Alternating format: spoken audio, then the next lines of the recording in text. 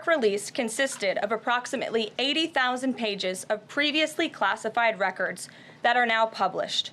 The records are available to access either online at archives.gov/JFK or in person, accessible to the American people at the National Archives in College Park, Maryland. Records that are currently only available for in-person viewing are being digitized and will be uploaded in the coming days. On another note, positive economic data continues to pour in, showing the immediate impact of President Trump's pro-growth agenda. After suffering a steep decline in the final year of the Biden administration, the manufacturing sector came roaring back in February. Industrial production surged in February, these are new numbers, at a greater 3 times rate than the expectations to its highest ever recorded level. And President Trump's laser focus on massive deregulation and unleashing our domestic energy industry is leading to stabilities for Americans' bottom lines. As Newsweek summed it up today, gas prices are plummeting under President Trump. And the Trump administration continues to make American communities safer through our ongoing mass deportation campaign of illegal alien criminals.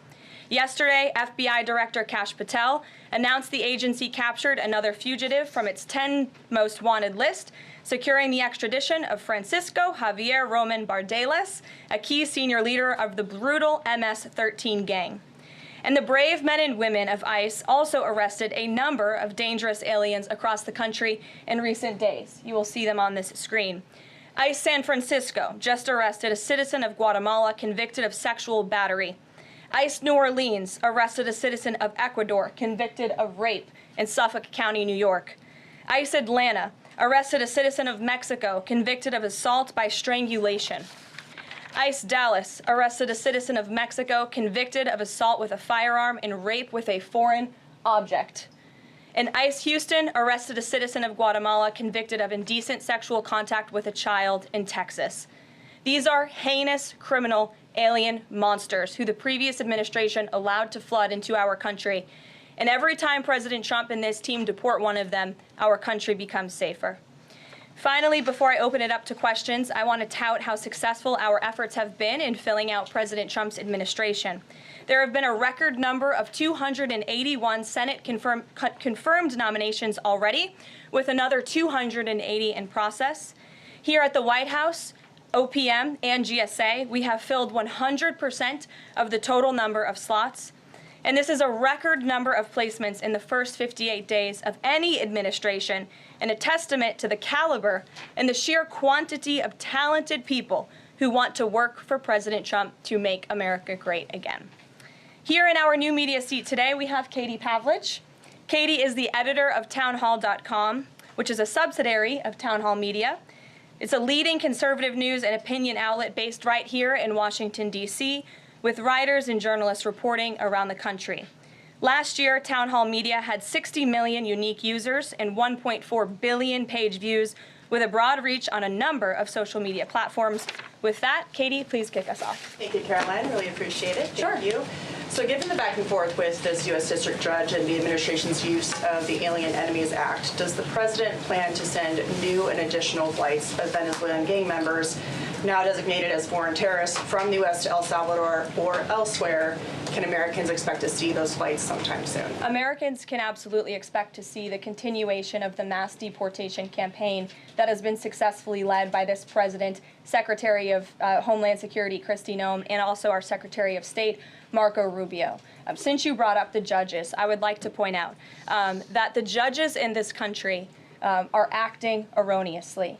We have judges who are acting as partisan activists from the bench. They are trying to dictate policy from the President of the United States. They are trying to clearly slow walk this administration's agenda, and it's unacceptable. As the President said last night, we will continue to comply with these court orders. We will continue to fight these battles in courts, but it's incredibly apparent that there is a concerted effort by the far left to judge shop, to pick judges who are clearly acting as partisan activists from the bench in an attempt to derail this president's agenda. We will not allow that to happen. And not only are they usurping the will of the president and the chief executive of our country, but they are undermining the will of the American public, tens of millions of Americans who duly elected this president to implement the policies that are coming out of this White House. And then one more question. Senate Minority Leader Chuck Schumer said yesterday that he was united with Democrats in working against Americans who, quote, their attitude is, I made my money all by myself. How dare your government take my money from me?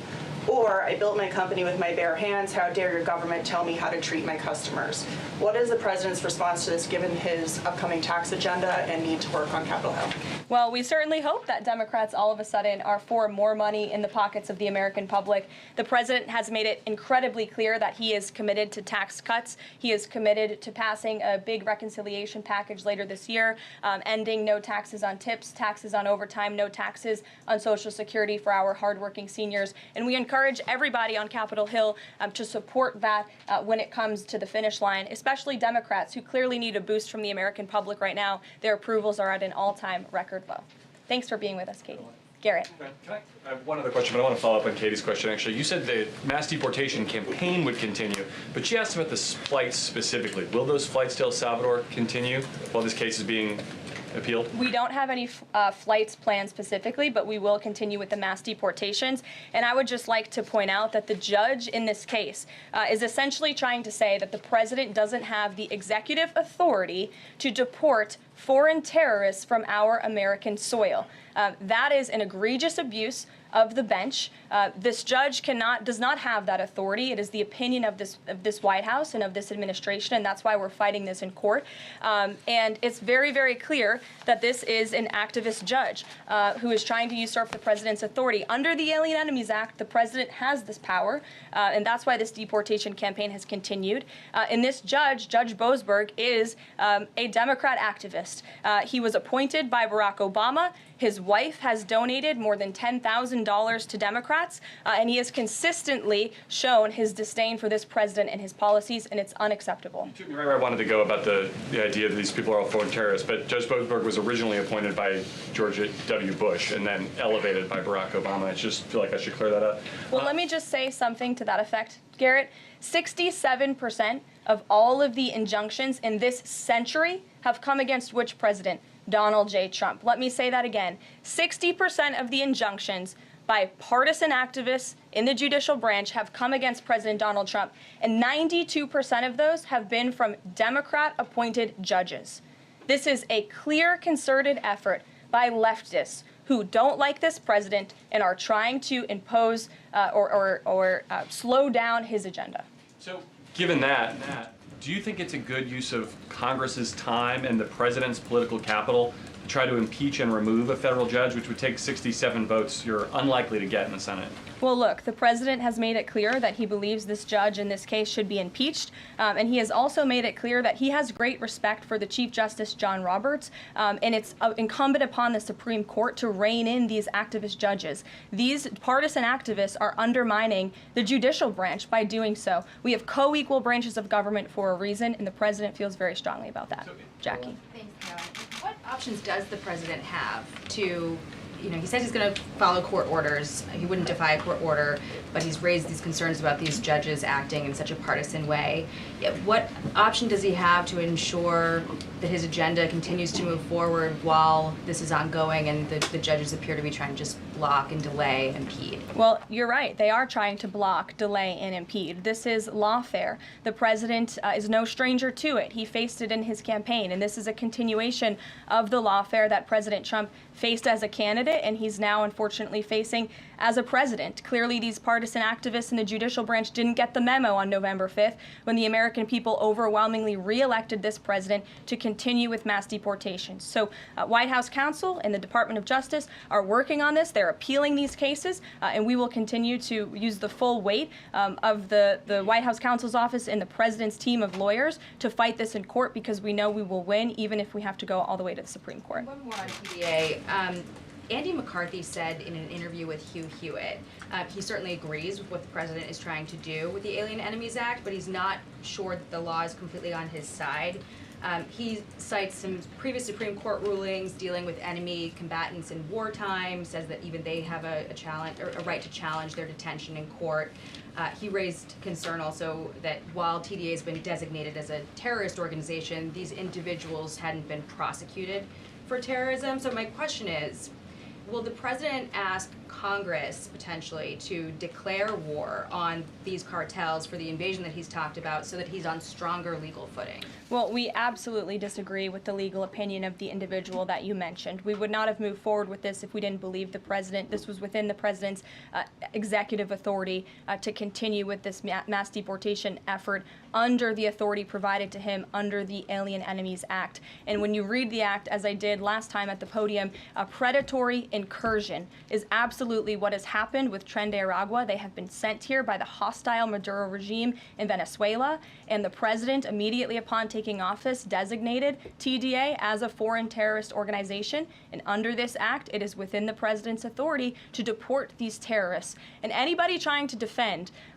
these terrorists who have now been sent off of American soil should talk to the families of the individuals who these heinous monsters have killed and have raped. If you talk to those families, they are so heartened by the president's decision to take tough action and to use his executive authority, something that no other president has been willing to do, because President Trump does what he says he's going to do, and he is deporting these foreign terrorists from American soil to secure our homeland, and he's within his rights to do that. Very quickly Jennifer. on Tesla, very quickly on Tesla, there's a website that's trying to dox Tesla owners across the country and saying they're only going to take down personal information when people show that they've sold their cars.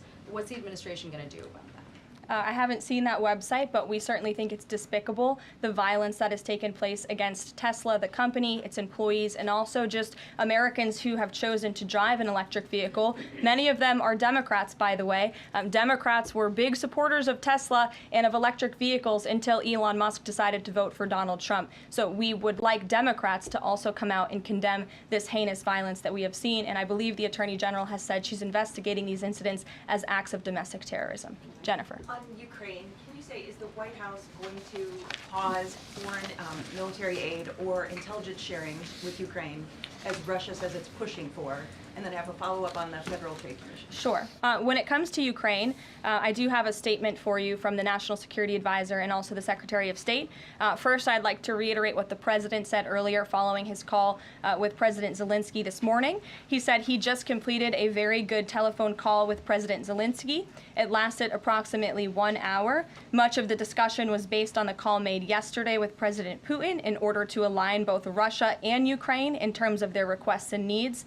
We are very much on track, and I will ask Secretary of State Marco Rubio and Mike Waltz to give an accurate description of the points discussed. That statement will be put out shortly. Well, I have that statement for you right here. Bear with me as I read it. Today, President Trump and Ukraine's President Volodymyr Zelensky had a fantastic phone conversation. President Zelensky thanked President Trump for a productive start for the work of the Ukrainian and American teams in Jeddah on March 11th. The meeting of the senior officials from both nations significantly helped in moving toward ending the war.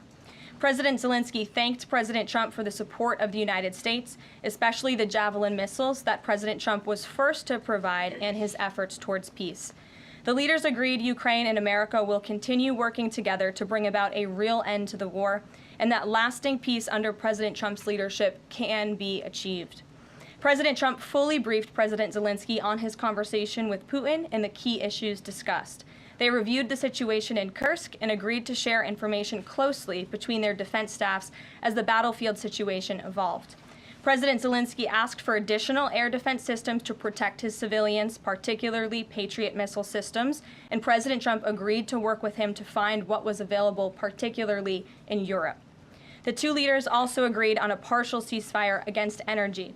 Technical teams will meet in Saudi Arabia in the coming days to discuss broadening the ceasefire to the Black Sea on the way to a full ceasefire.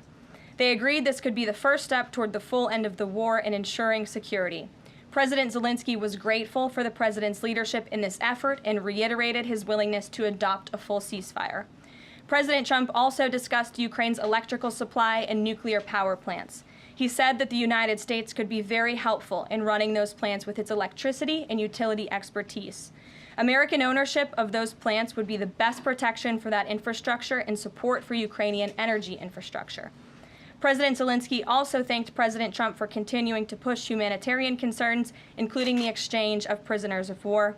He noted they had just had a successful exchange and thanked the president for his leadership on that. President Trump also asked President Zelensky about the children who had gone missing from Ukraine during the war, including the ones that had been abducted. And President Trump promised to work closely with both parties to help make sure those children were returned home. They agreed all parties must continue the effort to make a ceasefire work. The presidents noted the positive work of their advisors and representatives, especially Secretary Rubio, National Security Advisor Mike Waltz, Special Envoy Kellogg, and others. The presidents instructed their teams to move ahead with the technical issues related to implementing and broadening the partial ceasefire. The presidents instructed their advisors and representatives to carry out this work as quickly as possible. The presidents emphasized that in further meetings, the teams can agree on all necessary aspects of advancing toward lasting peace and security. That is a lengthy statement that was just given to me, so thanks for bearing with me. Our office will, of course, provide this after. And as you know, as I just pointed out in the statement, the president's team of negotiators and national security experts will be heading to Saudi again later this week to continue working on and ironing out the details. But I would just like to emphasize we have never been this close to peace, and it's only because of President Trump that we are here. I think a couple of years ago, as you all reported on the war, it was incomprehensible to have a partial ceasefire in this conflict. And today that is true because of the leadership of this president. So they Mary. agreed to closely share information between their defense staffs. Does that mean all intelligence sharing will continue? So the White House is rejecting Russia's request to pause that? Intelligence sharing in terms of defense for Ukraine will continue to be shared. Mary. Thanks, Caroline. I have two questions. One on the United States Institute of Peace and then on the Supreme Court, if that's okay. Sure. So on the United States Institute of Peace, this is a little bit wild. I understand the old president refused to leave after he was removed from his position. He barricaded himself in his offices, had to be escorted out by police, left the building without Wi-Fi, telephones, elevators, and more, and is now telling media that Doge broke in and illegally removed him. So can you comment on this sequence of events and specify, did Doge illegally enter? I'm really glad you brought this up, Mary. We were made aware of this story by individuals at Doge, at Elon Musk's team, and also at the State Department who were unable to access this building. And it became very clear that there was a concerted effort amongst the rogue bureaucrats at the United States Institute of Peace to actually physically barricade themselves essentially inside of the building to prevent political appointees of this administration who work at the direction of the President of the United States to get into the building. There was a piece in the Daily Caller, thank you for sharing the truth on this, about what happened.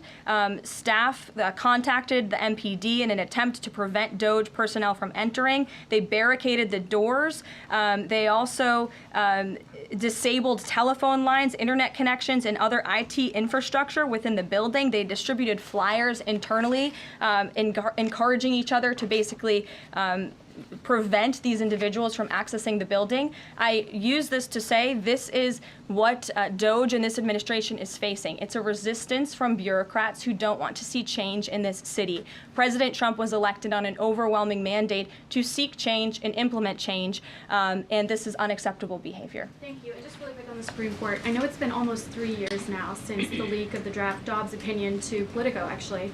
A leak which sparked protesting outside the homes of the justices and even brought on one attempted assassination attempt. I know Justice Alito said that it made the justices targets for assassination, but yet the Supreme Court has not tracked down any leaker. Does the White House have interest in finding out who that leaker was, and can you comment on that at all? I know generally speaking the president has an interest in finding leakers and he believes it's unacceptable, and it's the position of this administration. You've seen the Secretary of Homeland Security has taken tough action at her agency. Leaking is unacceptable to this president and to the leaders across the board in this cabinet, especially when it puts people in harm's way. Sure. Thank you, Caroline. A mom whose daughter was forced to change in a locker room with a biological male at school filed a complaint with the DOJ. How will the Trump DOJ deal with violations of President Trump's orders protecting women and girls like this? I would defer you to the Department of Justice on that specific case, but the president has made it incredibly clear that it is the policy of this administration that there are only two genders, male and female, only two sexes rather, male and female, and that we are not going to tolerate such behavior by men pretending to be women. The president will continue to strongly stand for the rights of women and girls, not just in sports and on athletic fields, but also in private spaces like locker rooms and bathrooms. Sure. Go ahead. Thank you. On the FTC, two quick questions. Can you explain the president's thinking in his decision to fire the two Democratic commissioners, especially given that Mark Meadow is on track to be confirmed next week and there would be a Republican majority? My biggest question is why now? Sure, because the time was right to let these people go, and the president absolutely has the authority to do it, and they were given ample notice in a letter that I believe your outlet reported on, so it pretty much explains exactly why this administration chose to let those individuals go. Is the ultimate goal to get this to the Supreme Court to try to overturn the 1935 precedent? The goal was to let these individuals go. If we have to fight it all the way to the Supreme Court, we certainly will. Rachel. Back to those deportation flights to El Salvador, can the administration provide any more details on how authorities determined that each of those men were in fact members of a gang? And if the White House can publish images, photos, videos of those men, why can't the administration just release basic information like their identities and names? We are not going to reveal operational details about a counterterrorism operation, but what I can assure you, as I said on Monday, we have the highest degree of confidence in our ICE agents and our Customs and Border Patrol agents who have committed their lives to targeting illegal criminals in our country, particularly foreign terrorists, and they had great evidence and indication. They have the highest degree of professionalism, and they were 100% confident in the individuals that were sent home on these flights and in the president's executive authority to do that. To follow up, I know in the last briefing you cited privacy concerns as a reason why the administration may not be able to reveal the identities. What exactly are the privacy rights of immigrants who were deported that the administration says were dangerous enough to be sent to El Salvador and sit in a prison? Again, as I just said, we're not going to reveal the operational details of a counterterrorism operation for quite obvious reasons. We're trying to combat terrorism here in the United States of America. Jeff. I could ask something else about the phone call yesterday. There was a couple different readouts from the Kremlin and the U.S. on a couple different points. One was energy and infrastructure. The U.S. statement said energy and infrastructure. The Kremlin said energy infrastructure. What is your understanding of what the actual substance of that disagreement was? Then I have one other question on that. I would defer you to the readout that was provided by the White House. That's our understanding, and that's the truth. And if I could ask a question about the judge as well. How does a president define a bad judge? Is it just someone who disagrees with him? And is that a dangerous precedent in this case, because this is a temporary ruling from Judge Boasberg that he could ultimately rule in your favor? Is he setting up a standard here for calling for the impeachment of a judge who may ultimately rule on your side? No, it has nothing to do with disagreeing with the president on policy. It's with disagreeing with the Constitution and the law. And it's trying to usurp the authority of the executive branch of this country. It's having baseless reasoning for these injunctions. And it's a clear effort by these judges to slow roll this president's agenda. And if you just look at the injunctions that this president has faced, deporting foreign terrorists from our homeland, hiring and firing of executive branch of employees, which when the president is the executive of the executive branch. You also see an injunction by a partisan activist judge when it comes to the Secretary of Defense trying to determine the readiness of our troops and the qualifications of our troops in our armed forces. Does a single district court judge really have more authority over the commander-in-chief and the Secretary of Defense to determine who should serve in our United States Armed Forces? Absolutely not. Anyone who has taken a basic civics lesson can understand that, and it's ridiculous lawfare that we are witnessing. The president said he supports. I'm sorry. The president said he respects the Chief Justice here. does he respect him specifically on this case and this opinion, or respects him overall? And has he spoken to any other Supreme Court justice? The president respects Chief Justice Roberts overall. He just expressed that to me in the Oval Office, but it's also quite clear that the Supreme Court needs to rein in these judges who are acting as partisan activists, and they are undermining the judicial branch, and it's a dereliction of duty on their behalf. And how would they rein them in? Deanna, go ahead. Thank you so much, Caroline. On the call with Zelensky, did they discuss the minerals deal at all? Is that back on the table, and what do the Ukrainians have to do to get that back on the table? And then one on the Russia call as well. Again, I just provided a very lengthy readout of the call that was provided by the Secretary of State and the National Security Advisor. And now we have moved beyond the economic minerals deal. We are at a place of peace. We're at a partial ceasefire, and we're moving towards a full ceasefire and a long-standing peace in this conflict. And that's great news for the American public. The Kremlin readout mentioned that Trump and Putin spoke about potential U.S.-Russia hockey games. And the Kremlin readout also said that Russia wanted the U.S. to stop U.S. intelligence and U.S. funding to Ukraine. The president has said that that conversation did not happen. Just wondering if you can get us any more clarity on that. And also, again, if it's energy infrastructure or if it's energy and infrastructure, because I think there is a big difference between that. Again, as for the readouts of the call, I would defer you to ours. And when it comes to the topic of hockey, it did come up. However, we're more interested in securing a peace deal than scheduling hockey games right now. Sean. Hey, about the deportation flight. So was it the president himself who directed the planes to stay in the air after the judge ordered them to turn back? The president invoked the Aliens Enemies Act with a proclamation, which then directed the Department of Homeland Security and the Department of State to move forward with the plan of action. And as I said yesterday, all of the planes that were subject to the judge's written order took off before the order was submitted in court. I was asked and answered that question multiple times yesterday. Kate, go ahead. Is the president still considering pressuring Russia with sanctions or tariffs to try to get a full ceasefire? And is there any kind of deadline or timeline that the White House has in mind for when that pressure might ramp up? Again, the president had a nearly 2-hour-long call with President Putin yesterday. We provided a readout of that call, and we have his negotiating team heading to the Middle East this week to continue these discussions in regards to sanctions and any other details. I'm not going to give a readout of those from this podium. And on TikTok, is Oracle the leading contender for a deal? And would the U.S. back a deal that keeps TikTok's algorithm and the underlying technology still in Chinese hands? As President Trump does so well, we don't get ahead of ourselves when we are in the midst of the art of the deal. So when the president and this team are ready to announce a deal on TikTok, which is a high priority for the president, we will make that known. I've seen that reporting, but I'm not going to comment on it just yet. Sure, go ahead. Thank you, Press Secretary Leavitt. Some prominent Trump supporters have been making the case that Derek Chauvin deserves a pardon. They argue that he did not receive a fair trial.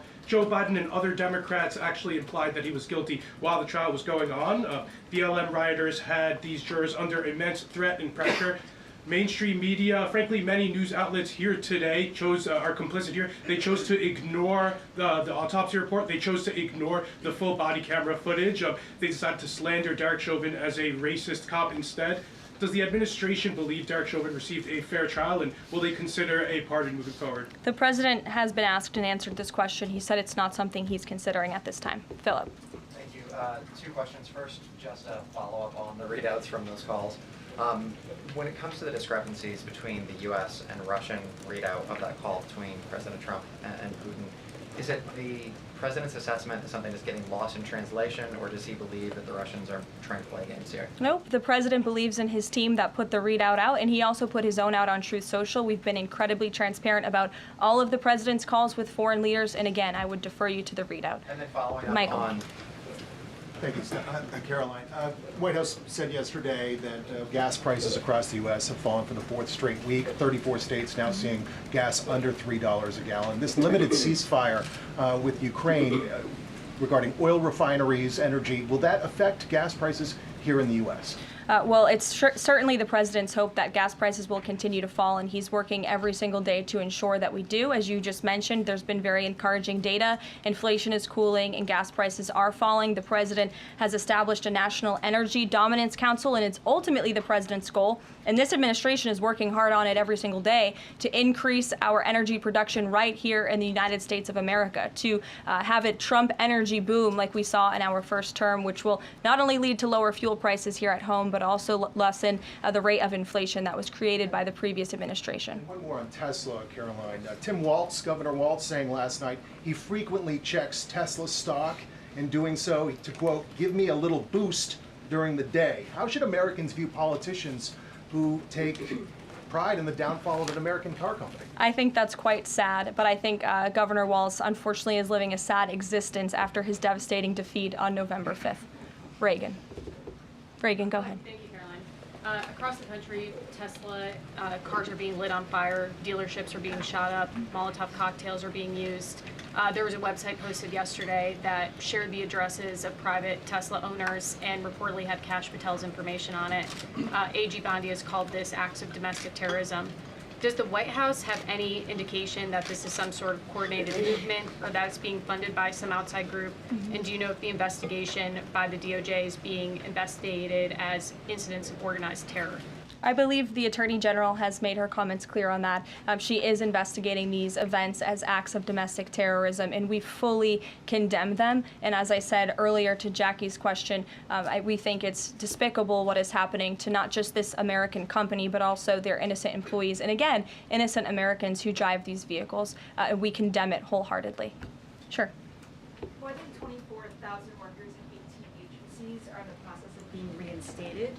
What is your message to these workers, and can you assure them they won't be fired again as the administration directs agencies to do more layoffs? Well, the administration is complying with the court's order. Again, as I have spoken about repeatedly, we think it's despicable that we have judges acting as judicial activists, partisan activists, trying to dictate who the president of the United States, the executive of the executive branch, can hire and fire. We have never seen anything like this. We are fighting this in court, and we will continue to fight it all the way to the Supreme Court if we have to. And as for federal employees, it's been the very common sense position of this president and the administration that bureaucrats here in Washington, D.C. need to show up to the office just like the rest of America. Middle-class Americans, from doctors to business owners to teachers to law enforcement officers, have to show up to their offices every single day. And the president has made it a clear priority that people in this city have to do the same. And we are also continue to be committed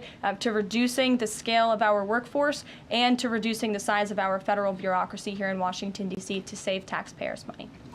Annie, go ahead. Thanks so much. In the statement that you read, you referenced the president's interest in helping return Ukrainian children to their parents, to their families. There's an organization that provides intel and information about those children that their aid has been cut. It's a Yale University program that used foreign aid. And I'm curious if, as part of this new thinking with Ukraine, that aid might be unfrozen.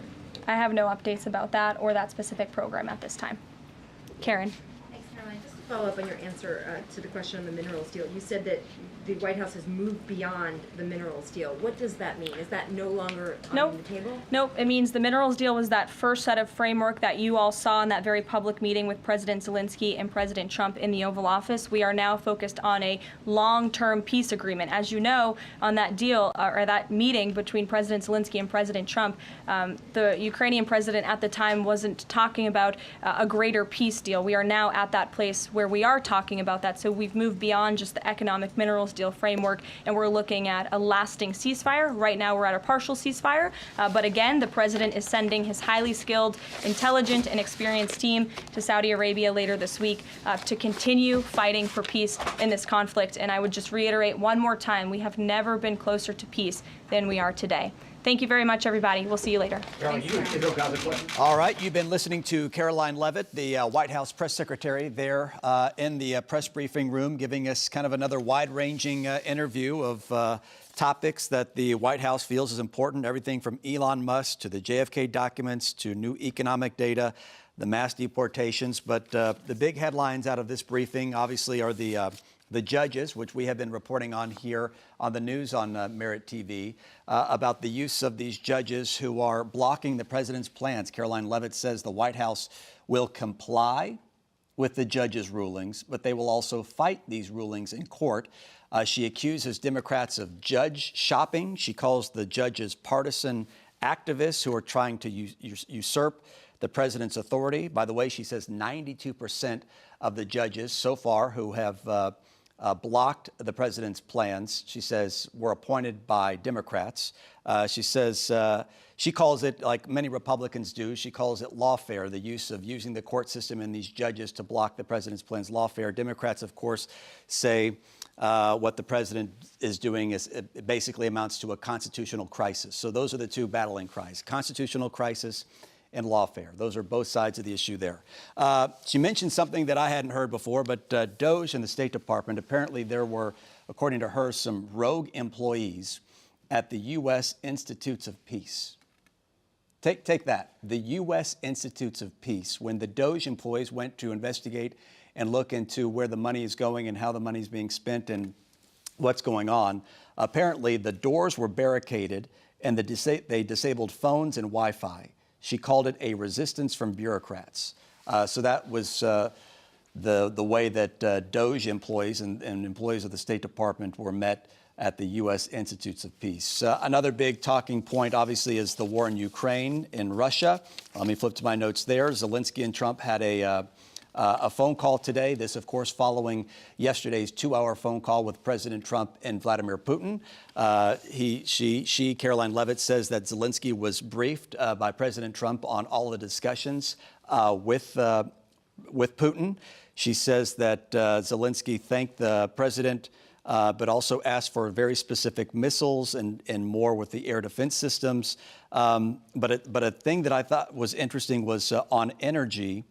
Apparently, there's a ceasefire, as we know, a partial ceasefire when it comes to energy infrastructure that they would like to see extended to the Black Sea, which they would like to see, obviously, lead to a complete ceasefire. She did say that the American ownership of energy infrastructure is something that, in that region in Ukraine, is something that Donald Trump has floated. So we'll see how that works out. She calls it that we've never been this close to peace. Again, those are your top headlines coming out of the press briefing today with White House Press Secretary Caroline Leavitt. We do now want to return you to Dr. Phil Wake Up. We'll see you later tonight for the news on Merit TV. How many women have you cheated with? Do the math. I'm not good at math. If you want to me, I'm not you didn't answer the question. Dr. Phil's Man Camp continues. What are you doing being a stripper?